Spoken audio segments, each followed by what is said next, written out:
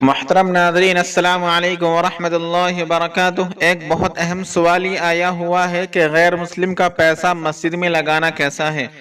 الجواب وباللہ التوفیق۔ بسم اللہ الرحمن الرحیم۔ غیر مسلموں سے مسجد کی تعمیر وغیرہ کے لیے خود سے جا کر چندہ وصول کرنا یہ درست نہیں ہے۔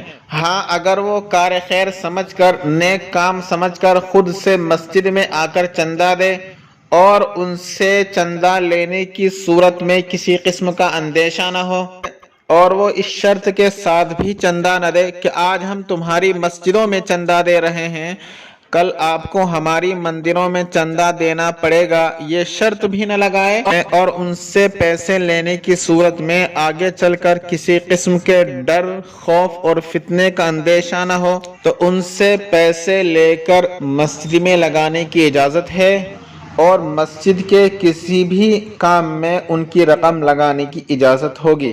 اور غیر مسلم کی وہ آمدنی جو ان کے مذہب میں حلال ہے وہ جائز آمدنی شمار ہوتی ہے۔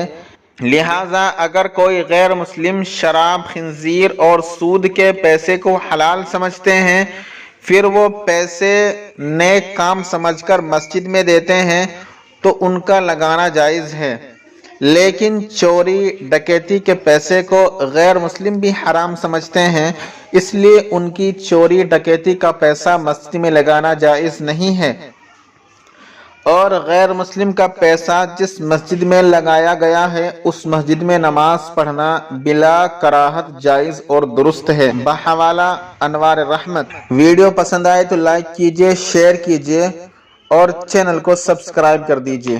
فقط والسلام، واللہ اعلم بالصواب وعلمہ اتم۔